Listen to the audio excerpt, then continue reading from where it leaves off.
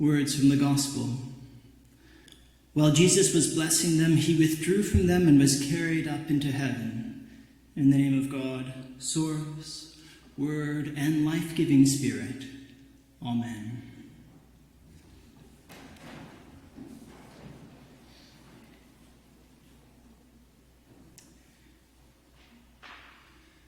A few years ago, I organized a balloon activity in the parish where I was serving at the time, an activity for the children of St. Mary Magdalene. Balloons are a very simple way to see how the Ascension might have looked to the disciples. Balloons float upwards, and at the Ascension, Jesus is carried away upward like a balloon. Sometimes, a tiny hand will let go of a balloon and you will see it start its journey into the sky. Sometimes it disappears into a cloud like Jesus. Sometimes the balloon just floats up so high that it is gone into the heavens. And let's be honest, balloons are fun. So I was really quite happy about how this was all coming together. I bought the balloons, got my talking points in order, and was getting ready to blow them up when Yvonne, my wife, realized that I had not really understood balloons. She explained to me that balloons don't float, helium floats. So I have a bachelor's of arts. And this was a cruel moment of pure science when I discovered that balloons blown up by the air in our very lungs actually sink. These balloons are not like an ascending Jesus at all. They're a little bit more like the Jesus who is sleeping in the back of the boat during the storm on the Sea of Galilee, peacefully content, laying on the ground while your entire lesson plan implodes. Late on a Saturday night, the helium stores are closed. They are also closed on Sunday morning, too, except for, as it would happen, one convenience store in Unionville. It's the type of store that has a bit of everything, from milk to fishing tackle, the newspaper, and for some reason, helium. Conveniently open 7 days a week at 7 a.m. So on Sunday morning, I went to church and Yvonne went to Unionville. In the middle of the service, she walked in with an enormous bunch of Ascension balloons, and the place went bananas. But you know, with a little bit more theological reflection and a little bit more maturity, I am going to circle back on my non-ascending balloons. I think they also have a place in our Ascension story. And that is because at the heart of the Ascension is this paradox. The Jesus who floats away like a balloon also promises that he will be the Jesus who will remain with us forever. And that makes the Ascension much more a story of presence than absence. We have been lucky to hear the story of the Ascension twice this morning. The evangelist Luke ends his gospel with the Ascension and begins with the Acts of the Apostles, with this scene too. And it's not quite the same story twice in a row. In the Gospel, the Ascension happens on Easter Day. In Acts, the Ascension happens after 40 days. This should make us realize that the historical details are not really Luke's focus. Instead, Luke is inviting us to understand the theological implication of the Ascension. Theologically, why are the disciples happy that Jesus withdraws?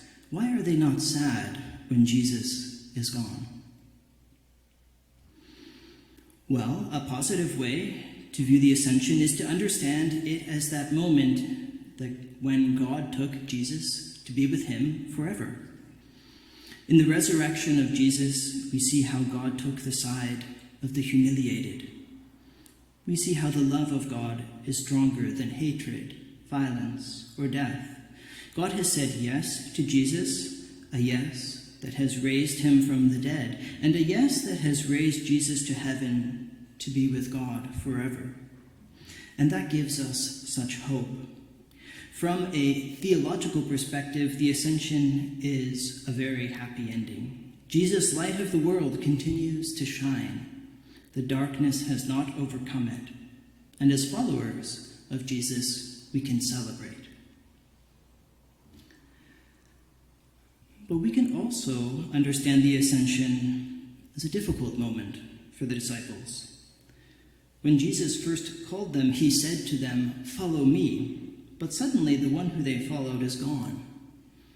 Perhaps they would have preferred that Jesus be like one of those non-ascending balloons, a Jesus on the ground, nearby, always within reach, with no chance of slipping out of our grasp. Luke tells us that the disciples returned to the temple rejoicing, but the other evangelists offer a more complicated picture, one where the fear of a life without Jesus creates anxiety. But at some point, the disciples gradually do seem to understand that even if they no longer see Jesus, he is really among them. Somehow this paradox that Jesus is both in heaven and in their midst is grasped.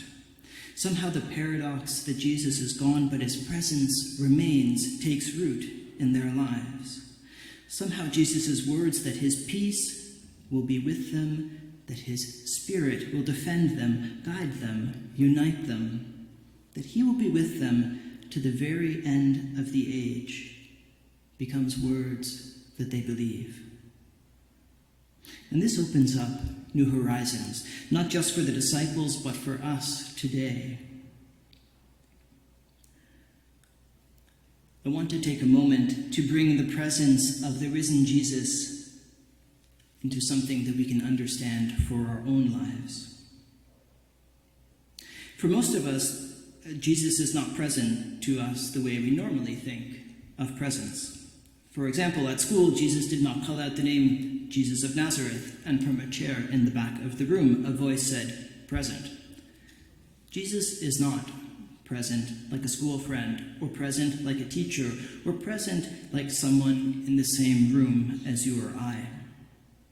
That is a presence that is physical, the presence of a body that is in front of me. But we understand that Jesus is present because we believe that Jesus did not ascend into the sky, into nothingness, but that Jesus ascended to God. We believe that Jesus is alive in God and one with God. And the way that the presence of God fills the universe is also the way the presence of Jesus fills the universe. It's from this understanding of presence that we believe the words, "And remember, I am with you always to the end of the age." There are two other details from Luke's Ascension stories that are important to our understanding of Jesus' presence in our lives. Luke tells us that as Jesus ascends, he lifts up his hands to bless the disciples. Blessing in the Bible has a very deep significance. Strictly speaking, only God can bless, because the word to bless means to increase the life of someone. Jesus ascends to heaven, well, in the very act of blessing, the act of promising life. If we take what we have learned about presence, Jesus ascends not to just some faraway land in the sky, but into the immense and infinite reality of God. We have the same sky in Toronto, in Turkey, and in Tasmania. That Jesus ascends into this sky while blessing is like understanding that Jesus is permanently offering us fullness of life. Jesus continues his work of offering us the life that he receives from the Father. In the second story of the Ascension, in the Acts of the Apostles, there is a cloud that envelops Jesus. A cloud is a fitting biblical image that helps us to understand the elusive character of Jesus' presence with us. A cloud both hides and manifests at the same time, and that is very much what Jesus' presence can feel like. In the Hebrew tradition, God's presence was found in a pillar of cloud that guided people through the desert during the Exodus. Moses goes up a mountain, up into a cloud to meet God. And God's presence was found in a cloud that would envelop the tent of meeting. Here, Christ's entry into heaven passes through a cloud, his visible body disappearing, but his presence somehow still with us.